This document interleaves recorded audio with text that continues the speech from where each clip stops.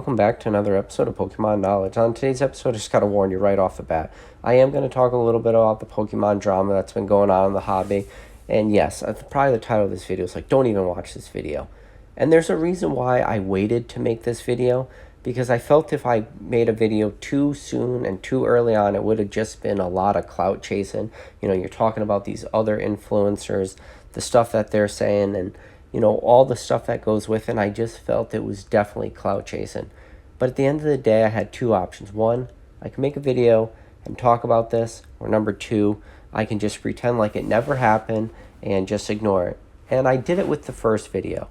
And if you guys are familiar with the first Frost Caribou video, which I'm sure you all are, I'm not going to play stupid, she had a clip of me in that video at the very beginning. Yes, this channel, keep in mind, this is going back 4 months ago. I had a very small channel, almost no subscribers, and she took a clip from one of my videos talking about, slamming my head against the wall. The clip was taken out of context so poorly. I almost felt offended by it, that I could have such a small channel and somebody could manage to go through my videos and find one line where I use a line, slam my head against the wall, and just take it out of context to such a crazy degree. And you guys are, watch my channel, you understand, like, for the most part, I try to make this channel a lot of different things. A little bit of educational, a little bit of entertainment, and, sometimes I give advice, sometimes I give you guys my thoughts. But, for that one line, it just had such a strong negative feel to it. It just pushed me off. And honestly, this video is the first time that I've ever publicly talked about this. And the fact that it took me 4 months to even mention it, it's just something I want to put out there. Because yes, I was featured in that video, and no, I didn't like it at all. But it's this weird thing too, right? So drama in the Pokemon hobby, I know a lot of you guys are thinking like, oh, this is crazy. Like, drama never existed before. This is all brand new. It's like the collector versus the investor versus, the player, and all this stuff. Like, all these walls are now being built and people are divided, and it's, you're on one side or you're on the other. Like, forget about critical thinking, guys. You might as well just throw critical thinking out the window, because that's not allowed anymore in this hobby. And that's not true. But that's as how people are talking. And I'm telling you right now, drama in this hobby is anything but new. If anything, there's probably a lot of people that could make the argument and say drama is one of the most Pokemon things in this hobby, as crazy as that is to sound. And if you don't believe me, go rifle through E4. Go to, any thread of any month of any year, and I guarantee you'll find somebody bickering with somebody else and trying to create some kind of drama. The moderators on E4 have killed more threads than I could count up to, just because threads get out of control, because there's always drama. There's always people who disagree, and it's always been that way. So let's just get that thought process out of our heads that, this drama is somehow new to the hobby. And is drama a good thing, or is drama a bad thing? That's what it really boils down to. And you could look at it one of two ways. You could look at it, drama is bad because maybe in some way, it makes people so upset that it drives them out of the hobby. Or you could look at drama as a good thing, because maybe it forces people to have conversations. And, normally when you have drama, the conversations are usually tough conversations to have. And they're the conversations that people normally would like to shy away from for whatever reason. But they are important to have, because anytime you could have a conversation or you could have a discussion, you could potentially get stuff out of that, and you could potentially grow as a collector or investor or whatever you want to do. And that's another thing that's very recently has happened in the hobby, is that the investor is evil mindset. And again, investing in Pokemon is not new. And you can make the argument again. Investing and Pokemon are one and the same. And it was never like, you know, I don't know, so polarizing where, people were against the investors. And, there was years where people were buying collections and flipping cards and selling sealed product and doing all kinds of stuff. And nobody cared. But there could have been the reason that nobody even cared because there wasn't like all this crazy dollar amounts. As the dollar amounts grow, people are definitely more focused in on it. But everything's relative, right?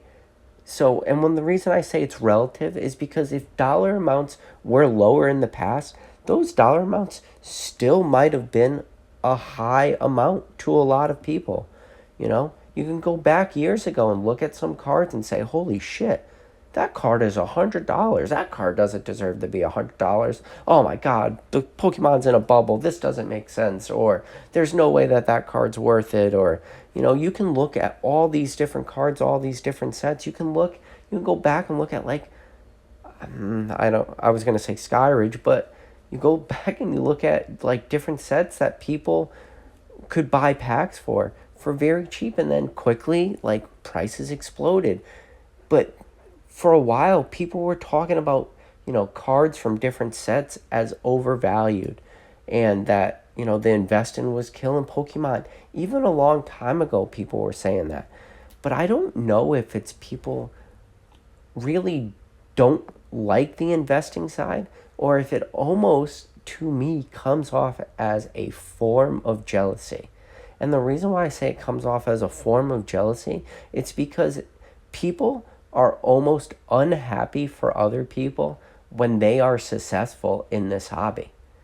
And honestly, and the truth is, and I've said it before in other videos, the people at the end of the day in 2020, early 2021, the people that were most successful were the people that were just in the hobby the longest.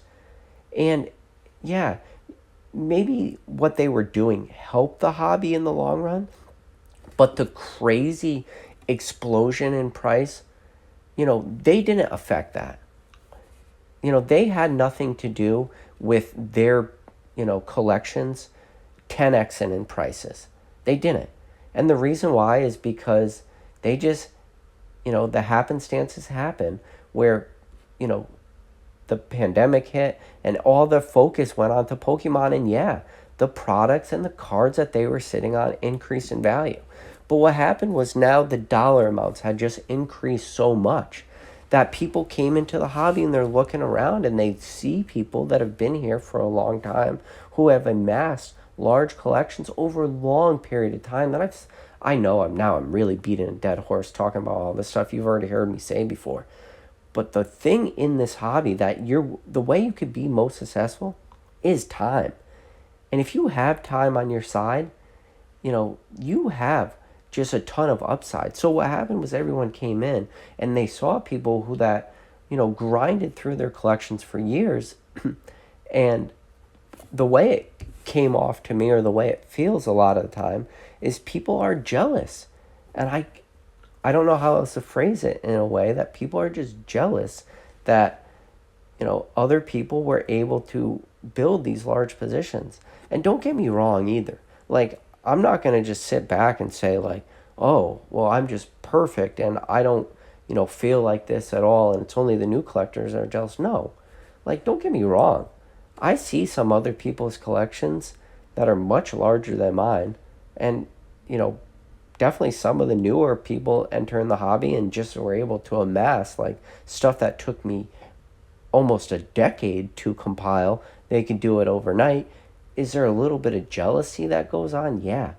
But then jealousy could be one of two things. Jealousy could be this extreme, strong negative thing where it's like it gets very divisive and you almost attack people because people are jealous. Or you could have a different type of jealousy, which is the jealousy where it makes you want to have your collection be better. So it makes you want to continue to grow. Jealousy doesn't always have to be a bad thing. If jealousy is going to like light a little bit of a spark underneath you and give you a little bit of inspiration to go out and better yourself in the hobby. And, some of the stuff that comes with growing in the hobby is just understanding different cards, understanding different sets, and putting a lot of time and a lot of research into this. And, maybe some people were jealous just the fact that, maybe it took a little bit of a learning curve to learn all this stuff. But that's how a lot of what's going on really feels to me. Do I think a lot of what's going on right now, too, is misplaced anger? Yes. Do I think some of this misplaced anger was evident, like with the Frosted Caribou Gary video? Yeah. And why do I say it was misplaced anger? I think what's happening right now in the hobby is we're just seeing a little bit of a cool down. And don't get me wrong, cool down, totally subjected. Because are we at the peak we were seeing with, like, everybody piling into the hobby in 2020? No. But, historically, where we're at right now, is it still on the high end of where we've ever been in the hobby? Hell yes, it is. But with that said, maybe some of YouTubers' subscriber counts are not going up as fast as people were used to. Me, personally, my subscriber count is growing very quickly, so I'm actually happy about that. Maybe it will drop off after this video. But, maybe some of the, interest behind the hobby has slowed down a little bit. So people weren't getting the views on their channel that they were used to. And, what happened? I'm going to tell you right now, I felt that Frost Caribou's video was a copy and paste of Pokemon Overflow's video.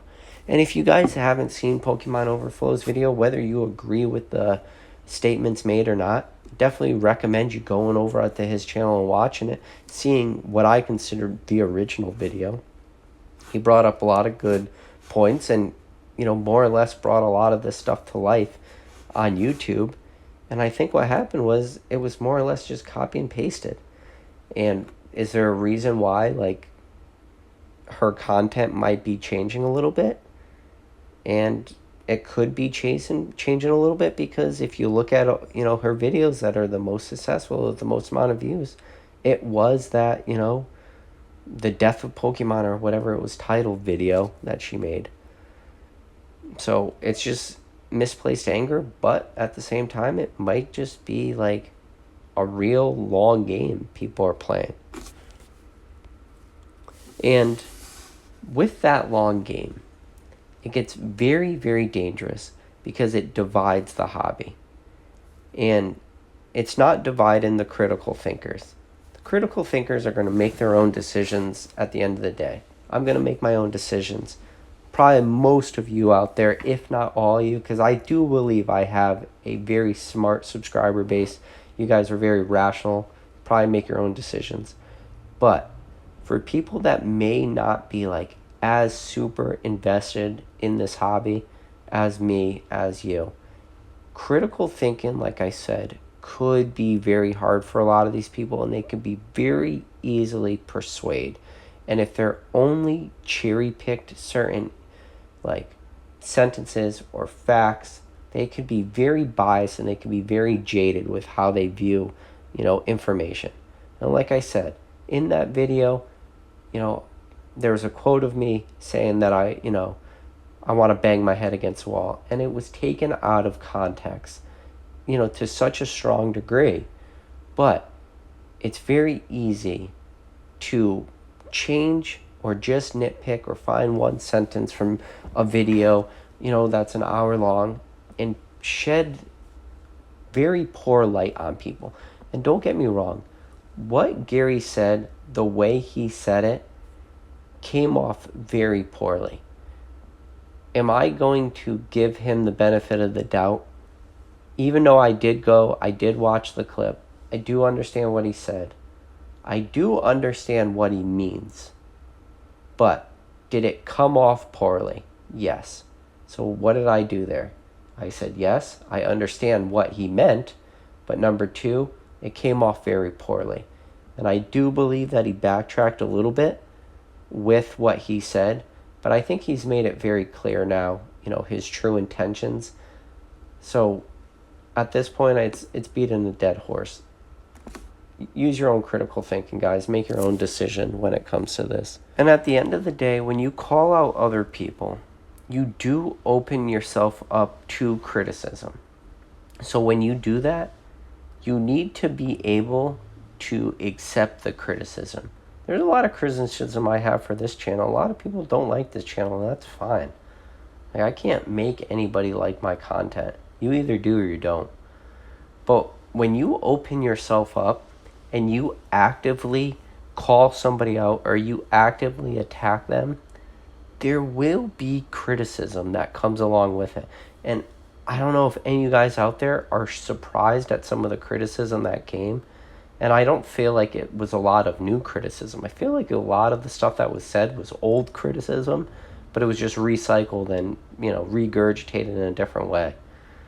But to be surprised by that, or to feel attacked by it, or feel like you weren't ready for that, it's very disingenuous. Nobody out there believes that, and shame on you for portraying it in a way that you were surprised by it. I'll tell you right now, I'm sure there's a million different content creators out there that I could just go and attack right now. And if I did, I'm pretty sure I'd get some pretty strong backlash from a lot of people. Whether or not whatever I was saying was true or false. And that's the important thing. True or false, I would get backlash. But I wouldn't be surprised by that. So, I don't know. That's just some of the stuff I wanted to say. I don't want to make this a long video. I wish this was a more open type video. I wish I could have more discussions with some of you guys out there. I wish we could, talk back and forth. And instead of me just talking into a microphone, this is really something I would like to have a true discussion about. But sometimes that's not really possible. At least not at the scope that I would want to do it with, a ton of people. But listen, guys, go down in the comments below. You can let me know what you think. Or you could just skip this in general. Just hope this topic dies, and it will. Am I doing this topic an injustice by bringing it up in another video? Yeah, probably. And I'm sorry about that. But I got to give you, understanding of my mind, my thought process. Is sometimes in my head for video ideas, I'll get a topic in my head and I just can't shake it no matter what I do. And the only way I could shake that topic or shake that thought is, to make a video about it. And that's why this video needed to be made for me. Did it need to be made for the hobby as a whole? Probably not. But anyways, guys, appreciate you listening. If you somehow made it to the end of the video and not subscribed, go down below, hit that subscribe button. Other than that, hit the like button. Catch you guys on the next video.